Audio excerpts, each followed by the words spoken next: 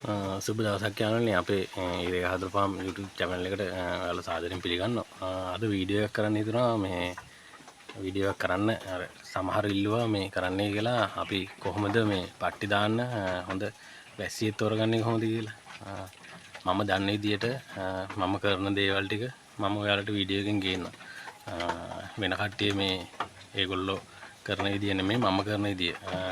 මම බලන දේවල් ටික වෙන අය මීට වඩා දේවල් කරනවා ඇති බලනවා ඇති. මම දන්න ටික මම කරන ටික මම ඔයාලට වීඩියෝ එකෙන් පැහැදිලි කරන්න. එහෙනම් අපි වීඩියෝ එකට ගිහිල්ලා වීඩියෝ එකෙන් කතා කරමු මොන වගේ දේවල්ද කියලා. මම බලන දේවල් සහ මොනවද ඔයගොල්ලන්ට දැනගන්න පුළුවන් කියලා වීඩියෝ එකෙන්. එහෙනම් අපි වීඩියෝ එකට යමු. හරි එහෙනම් යාළුවනේ අපි වීඩියෝ එකෙන් කතා කරමුකෝ මොනවද කියලා. අපි බලන්න ඕනේ සතාගේ මොනවද කියලා ඉවරලා මේ පට්ටි දාන්න කලින් අපි මේ සතාව කොහොමද නඩත්තු කරගන්න ඕනේ, කොයි වයසේදීද, ඒ වගේ කරන්න ඕන දේවල් ටික අපි කතා කරමු. දැන් ඔයාලට ওই පේන ඉස්සරහා සතෙක් ඉන්නවා. මෙයාට දෙසැම්බර් 20 ගණන් විතර වගේ වෙනකොට තමයි අවුරුද්ද සම්පූර්ණ වෙන්නේ. දැන් ඒක නිසා මම කරන්නේ මුලින්ම මෙයාට නියමිත මම සාමාන්‍යයෙන් මම අවුරුද්දක් මේ අවුරුද්දයි මාස දෙකක් විතර යනකම් පට්ටියට ගන්න සතේ. වෙනතනම් ඒ කියන්නේ මම හදන්න ගත්ත මුල් කාලෙදී නම් සාමාන්‍යයෙන් මාස 5-7 වගේ කාලෙදී නොදැනුවත් කමින් මේ පට්ටි දාලා තිනවා. ඒක නිසා දැන් නම් එහෙම කරන්නේ නැහැ. දැනුත් එහෙම කරන කට්ටිය නැතුව නෙමෙයි ඉන්නෝ. මාස 5 යනකොට සමහර සතු පැටව දාන්න ඒ කියන්නේ පට්ටියට ගන්න කට්ටිය ඉන්නෝ. මාස 6 7 8 ඔය වගේ කාලෙදී ගන්න කට්ටියත් ඉන්නවා. මම කරන දේ මම කියන්න පැහැදිලිව. මම සාමාන්‍යයෙන් අවුරුද්දයි මාස දෙකක් විතර යනකම් පට්ටියට සතෙක් ගන්න. දැන් මේ සතා ඔයගොල්ලන්ට දැක්කහම පේනවා ඇති මේ තාම අවුරුද්ද වෙන්නේ නැහනේ. දෙසැම්බර් වල තමයි මෙයාට දෙසැම්බර් 20 ගණන් වල තමයි අවුරුද්ද වෙන්නේ. මෙයාව තාම දැන් මම පට්ටියට අරගෙන නැහැ. දැන් ඔයාලට පේන්නේ නැති මේ සතා ගත්තාම මේ තාම අවුරුද්දක් ඉන්නේ නැහැ දැන්. පේනවනේ සාමාන්‍ය සතා හැදිලා ඉන්නවා කියලා හොඳට. මේ සතා හොඳට නිරෝගීව හොඳට හැදිලා ඉන්න දැන්. ඒ කියන්නේ දැන් මට ඉස්සරහට මෙයාව පට්ටි දාන්න ඒව කරන්න ගන්න පුළුවන්. සතා හොඳට ඒ කියන්නේ මෙයාගේ මව සතාගෙත් හොඳට කිරි තිනවා. මෙයාට මම පාවිච්චි කරන්නේ මේ පළවෙනි සැරේ ඒ අය කරන්න කියලා හිතාගෙන ඉන්නවා. එහෙම නැත්නම් පට්ටි වස්සේකින් පට්ටි දාගන්නත් පුළුවන්. පැටව ගන්න අපිට. ඔයාලටත් ඉතින් ඕනනම් එහෙම ඔයාලා ළඟ ඉන්න පට්ටි වස්සකින් හරි එයි කරලා හරි පැටව ගන්න පුළුවන්. සමහර සත්තුන්ට ඉන්නවා පළවෙනි පාරේ එයි කරාම හරියන්නේ නැති ගැටලුකුත් තියෙනවා. ඒක නිසා පළවෙනි සැරේ සමහර සත්තුන්ට හරියනවා සමහර සත්තුන්ට හරියන්නේ නැහැ. අපි වීඩියෝ එකෙන් කතා කරමු. ඒ ගැනත් මේ දැන් මම කියන්නම් මම බලන ටික. දැන් මේ සතා හොඳට නිරෝගීව ඉන්නවා. හොඳ පෙනුමක් තියෙනවා. කකුල් දෙක ඉස්සරහා කකුල් දෙක පිටිපස්සේ කකුල් දෙක හොඳට තියෙන කෙලින් හොඳට අර ඇද වෙලා එහෙම මුකුත් වෙලා නැහැ. හොඳට කෙලින් ඉන්න සතා හොඳට නැගිටලා පෙන්න ඉන්නකොට හොඳට ඉන්න ඇක්ටිව් එකේ ඉන්න හොඳට කාලා බීලා හොඳට ඉන්නවා. දැන් සතාගේ අර මම කරන්නේ මෙයා අවුරුද්දයි මාස දෙකක් විතර හදලා තමයි ගන්නෙ. ඊට පස්සේ එතකොට අපිට ඒකෙන් තියෙන වාසි තමයි සතාර හොඳට හැදුනට පස්සේ දැන් මෙයාගේ මව් සතාගේ අපි සාමාන්‍යයෙන් කීලෝ ලීටර් 2ක් විතර වගේ ගියයි කියලා.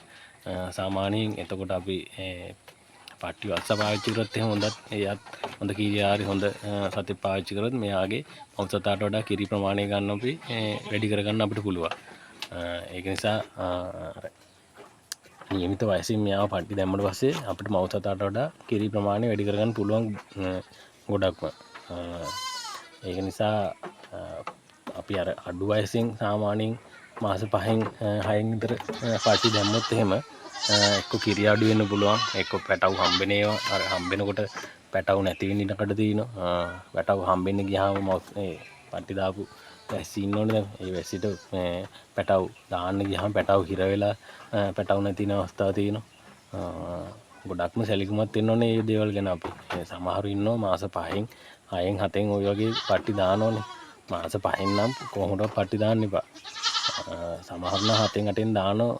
ඒක ඉතින් ඒගොල්ලොන්ගේ අවශ්‍යතාවය අනුව ඒගොල්ලෝ දානවා. මම නම් එහෙම කරන්නේ නැහැ. ඒක නිසා අර ඕගොල්ලොත් කරන්න ඉන්නවනම් ඒක කරන්න එපයි කියලා ඉල්ල මට කියත හැබැයි නැතු මොකද නිසි වයසට හොඳ සතෙක් හොඳට හදාගෙන කරගෙන පට්ටි දැම්මොත් අපිට ඒ සතාගෙන් ලොකු ප්‍රයෝජනයක් ගන්න පුළුවන්. පැටවුනත් සමහර සත්තු ඉන්නවා හොඳට හැදලා ලියලා පැටව දැම්මම පැටව මුල් සැරේම පැටව දෙන්න දාන සතුත් ඉන්නවා. සතා හොඳට වර්ධනය වුණාට පස්සේ සමහර සත්තු ඉන්නේ එක පැටියෙන්නේ දාන්නේ. හොඳට නඩත්තු වෙලා හොඳ සතා හොඳ නිරෝගීව හිටියොත් අපිට ලොකු පැටියෙට කියන්නේ හොඳ නිරෝගී හොඳ ලොකු පැටව දෙන්නෙක් තුන යන්න පුළුවන්. සමහර සත්තු ඉන්නවා පොඩි කාලේ මාස 5න් විතර පට්ටි දැම්මට පස්සේ පැටවුනුත් පොඩි පැටව දාන්නේ එක පැටියයිනේ. හොඳට සතා නඩත්තු කරලා ඉවරලා හොඳ සතෙක් නිරෝගී අපි පට්ටි දාගත්තොත් යාගෙන් අපිට කිරි ඇස්සෙන්න පැටව යාගෙන් ඉපදෙන පැටව ඊළඟ පරම්පරාවට අපිට පට්ටියට ගන්න හරි කිරි වලට ගන්න හරි හොඳ නිරෝගී පැටව අපිට යාගෙන් ගන්න පුළුවන්.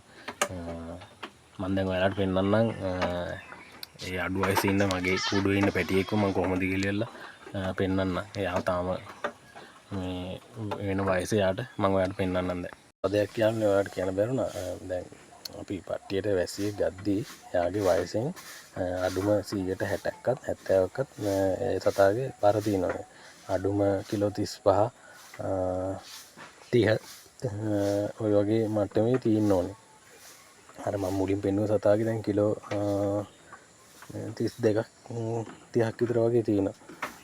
ඒක නිසා අර වයසට හරියන අනිවාර්යයෙන්ම යාගේ බර තියෙන්න ඕනේ. වයසට හරියන යාගේ ඇඟේ බර තියෙන්න ඕනේ හොඳට. එතකොට තමයි අර නිරෝගී හොඳ පැටව බිහි කරගන්න පුළුවන් අපිට. ඔයාලා බලනකොට අනිවාර්යෙන් මේ දේවලුත් එයාගේ බලන්න. මට ඒක ඔයාලට පැහැදිලි කරන්න බැරුණා ඉස්සෙල්ලා. ඒකයි මම ආයි නැවත කිව්වේ ඔයාලට. අනිවාර්යෙන් මේ දේවලුත් බලන්න ඕගොල්ලෝ. දැන් ඔයාලට පේන්න ඇති දැන් අර මුලින් පෙන්වුව සතා වගේ නෙවෙයි මේ සතා. මේ සතා නම් පොඩ්ඩක් කෙට්ටුයි. උස්ස විතරයි ඇඟපත හැදිලා නැහැ. ඒ වගේම මෙයාට තාම වයසත් මදි. මෙයාට මාස 7ක් විතර වගේ ඒතර එනවා ඇති උපරිම. 8ක් විතර වගේ වෙනවා ඇති. මෙයාගෙන් අපි දැන් පට්ටි දැම්මොත් එහෙම සමහර විට මෙයා තාම නිරෝගීව නැහැ සතා. සතා කෙට්ටුයි. උස්ස විතරයි පේන්නේ අපිට. නිසි වයසත් නෑ. මම ගන්න වයස මට මදි. මම පට්ටි දැම්මොත් එහෙම සමහර විට මෙයාගේ එක්ක කිරි අඩු වෙන්න පුළුවන්. මෙයාගේ අර පැටව එහෙම පොඩි වෙන්න පුළුවන්. එහෙම ගොඩක් මේ සමහර විට ලෙඩ පැටව වැටෙන්න ඉඩ කඩ තියෙනවා. නිරෝගී පැටව හම්බෙන්නේ නැතුව. ඒ වගේ දේවල් තියෙන. ඉතින් මෙයාගේ කිරි නිෂ්පාදනය ඊළඟට අපිට හම්බෙන මෙයාගෙන් පැටව වලින් වුණත් එතකොට කිරි නිෂ්පාදනය සහ පටියට ගන්න වස්තු හරි වැටුනොත් එහෙම මෙයාගෙන් අපිට ප්‍රයෝජනයක් ගන්න බැරි ඉස්සරහ පරම්පරාවේ පැටවුන්ට. එතකොට මෙයා සාමාන්‍යයෙන් දැන් මගේ මාමකට හම්බෙච්ච කෙනෙක්.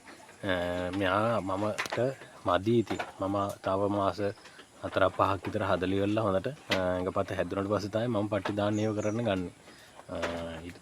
එතකොට මෙයාගෙන් අපිට හොඳ පැටව සහ හොඳ කිරි ඇස්සන්නක් ඉස්සරහට අපිට ගන්න පුළුවන්. එතකොට ඒ වගේ තමයි දැන් මම ඔයාලට තව පෙන්නන්නම්. මගේ දැන් මේ ඉන්නේ මගේ කුඩුවේ මුලින්ම මගේ කුඩුවේ වැටිච්ච පැටව දෙන්නේ. දැන් මේගොල්ලෝ මේ දෙවෙනි මුරේ පැටව දැම්මේ. මෙයාලගේ කිරි නිෂ්පාදනයත් හොඳයි. පැටවුනුත් හොඳයි මේගොල්ලන්ගේ. හොඳ නිරෝගී පැටව හම්බෙනවා.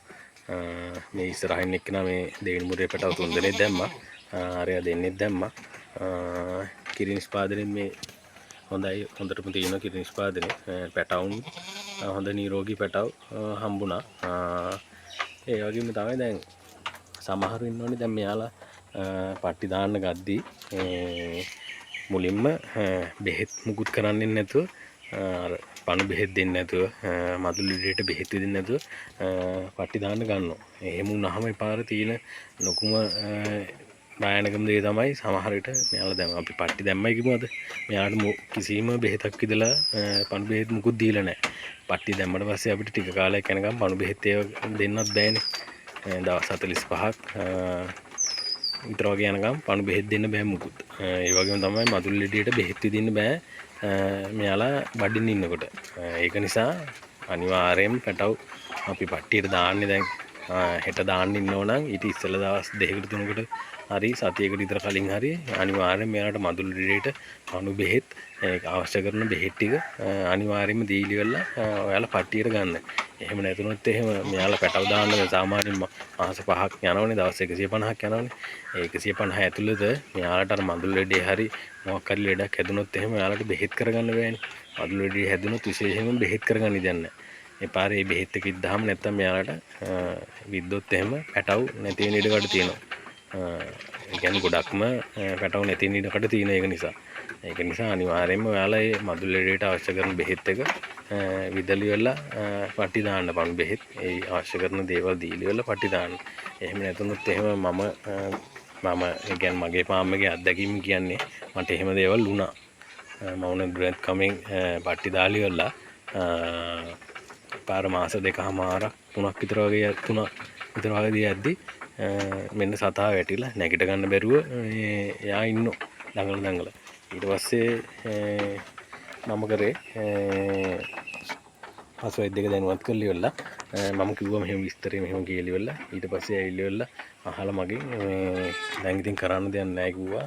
අපි මේ බෙහෙත් එක ඉදමේ කිව්වා මේ සතාට මදුල් ලෙඩේට. මදුල් ලෙඩේට විද්ද බෙහෙත් එක විදලි වෙලා යාගේ පැටවුණා හරි ගියේ නැහැ සරේ. පැටව දෙන්න නැති වුණා. මව් සතා නම් බේර ගන්න පුළුවන් වුණා. ඒක නිසා අර ඔයාලා අනිවාර්යයෙන්ම පට්ටි දාන්න කලින් එයාලට මදුල් ලෙඩේට පණු බෙහෙත් අවශ්‍ය කරන විටමින් වර්ග විදින එන්නත් ටික ඔක්කොම විදලි වෙලා සතියකට විතර කලින් විදලි වෙලා ඊට පස්සේ දැන් ඔයාලට සතියකට කලින් විද්දයි කියලා එතකොට බෙහෙත් එකේ පවර් එක ටිකක් ගිහිල්ලානේ තියෙන්නේ. සාමාන්‍යයෙන් විදලි වෙලා අපි මාසෙ මුල විද්දයි ගමු. මාසේ මැද්දක් විතර හිටනකොට පට්ටියට එනවනේ මේගොල්ලෝ. එතකොට ඕගොල්ලෝන්ට පට්ටි දාන්න පුළුවන්. මුල වගේ බෙහෙත් විද ගන්න. එතකොට දවස් 20 යනකොට පට්ටි එනකොට ඔයාලට මෙයාලා පට්ටි දාන්න පුළුවන්. එතකොට ගැටලුවක් නැහැ. එහෙම නැතුනොත් එහෙම අර වගේ ලෙඩක් හැදුනොත් එහෙම මෙයාලා කොට ගන්න ගියාම ඔයාලට මාර විදියට වෙහෙසෙන්න වෙනවා. එක්ක මහසොතත් නැති වෙන්න ඉඩ තියෙනවා. පර පැටව දෙන්නත් නැති වෙන්න දෙනවා. ඒක නිසා අනිවාර්යයෙන් මේ දේවල් කරලි වෙලා පට්ටි දාන්න. ඒ වගේම ඔයාලා පට්ටියට අර වැස්සියෙත් තෝරගන්නකොට මම කිව්වනේ අර මම මුලින් පෙන්නුව වැස්සින් අතර මේ වාඩිලා ඉන්නේ. ඒ වගේ මුලින්ම හොඳ සතෙක් තෝරගන්න. මව් සතත් එයාගේ හොඳ මව් සතාගේ කිරි හොඳට තියෙන පැටව නිෂ්පාදනය කරපු හොඳ මව් සතෙක්ගේ පැටියෙක් වෙන්න ඕනේ. අපි පට්ටි දාන්න මුල් වතාවට ගන්නකොට මුලින් පැටියෙක් ගනිද්දි වුණත් පාම් එකට ඒ වගේ හොඳ කිරි නිෂ්පාදනය කරපු හොඳ පැටව බිහි කරපු නිරෝගී පැටව බිහි කරපු වැස්සි පැටියෙක් ඔයාලා පාම් එකට ගන්න එකතු කරගන්න. එහෙම නැතුව දැන් අපි කොහෙන් හරි පැටියෙක් ගත්තයි කියමු. ඒ වැස්සි මහ වැස්සිගේ කිරි නිෂ්පාදනය අඩු වෙලා පැටව අංග විකල පැටව ඒ වගේ අර ලෙඩ තියෙන පැටව කවදාවත් පාම් එකට එකතු කරගන්න එපා. ඔයගොල්ලෝගේ පාම් එකට හොඳ නිරෝගී සතෙක් පාම් එකට එකතු කරගන්න හැරෙන්න කවදාවත් ඔය ලෙඩ සත්තු පාම් එකට එකතු කරගන්න එපා. කිරි නිෂ්පාදනය අඩු පැටව නිෂ්පාදනය කරගන්න බැරි ඒ වගේ සත්තු පාම් එකට එකතු කරගන්න එපා ඔයගොල්ලෝ කවදාවත්. ඒක නිසා හොඳ බලලි වෙලා හොඳම පැටියෙක් පාම් එකට එකතු කරගන්න. අපි බලමු දැන් අපි කොහොමද වස්සෙත් තෝරගන්නේ කියලා මේ අපි මෙයාලට පට්ටි දාන්න. කොහොම හොඳ නිරෝගී වස්සෙත් තෝරගන්නේ කියලා අපි බලමු එහෙනම්. ඔයාලගේ පට්ටියට පාවිච්චි කරන වස්සා හොඳ නිරෝගී සතෙක් හොඳ ජව සම්පන්න ඒ වගේම හොඳ කිරියාරි සතෙක් පැවැතෙන සතෙක්ගෙන් පැටියෙක් ගත්ත එක්කෙනෙක් හරි වස්සෙක් හරි ඔයගොල්ලෝ පාම් එකට එකතු කරගන්න. එහෙම නැතුව ලෙඩ වෙච්ච එයාගෙන් පැටව බෝ කරගන්න පුළුවන් හැකියාව නැති එහෙම සත්තු ගන්න නැතුව හොඳ නිරෝගී එයාගේ පැටව බී කිරීමට පුළුවන් ආයාව හොඳට පිහිටලා තියෙනවද උෂ්ණ කෝෂ හොඳට ලොකු සතෙක් ගන්නකොට පට්ටියට පාවිච්චි කරනකොට මම කරන්නේ ඒ වගේ දේවල් තමයි. හොඳ නිරෝගී හොඳ ක්‍රියාශීලී හොඳ සතෙක් තමයි මම මගේ පට්ටියට තෝරගන්නේ. දැන් මේ මෙතන ඔයගොල්ලන් තියෙන ඉන්න වස්සට තාම අවුරුද්දක් වෙන්නේ නැහැ. මෙයා මම පට්ටියට අරගෙන නැහැ. මෙයාව තව අවුරුද්දක් වෙන්නේ නැහැ නේ. මෙයාට අවුරුද්දකමාරක් විතර වගේ යනකම් මම පට්ටියට ගන්න නැහැ. මම හදන්නේ කියලා තමයි හිතාගෙන ඉන්නේ හොඳට ලොග් වෙනකම්. ඊට පස්සේ තමයි මම පට්ටියට පාවිච්චි කරන්න ගන්න ඉන්නේ. මම AI කරපු පැටව ටිකක් තමයි මගේ ළඟ ඉන්නේ. ඇස්සියෝ දෙන්නෙක්ගේ වස්සෙක් ඉන්නවා. තව ඒ වස්සකින් පැටව දාපු යවුන් මේ පට්ටි දාපු යවුන් තමයි ඉන්නේ. මේ යව ගත්තේ නැහැ තාම පට්ටියට. යව මම හදන තාම.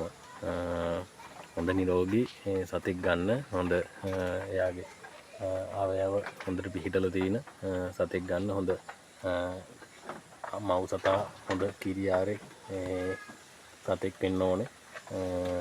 එතකොට තමයි අර අපි බෝ කරන්න පට්ටි දාන වැස්සිගේ මෙයාගෙන් තමයි පැටව නිෂ්පාදනය වෙන්නේ.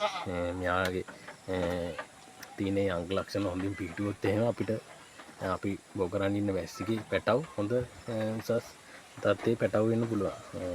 හොඳ අනිවාර්යයෙන්ම හොඳ පැටව වැටෙන. එතකොට හොඳ නිරෝගී පැටව, හොඳ කිරි තියෙන පැටව, හොඳ ජව සම්බන්ධ පැටව අපිට බෝ කරන්න පුළුවන්. පට්ටියට උනත් හොඳ වස්ස පැටියෙක් ගන්න උනත් එතකොට අපිට මෙයාගේ හැකියාවක් තියෙනවා.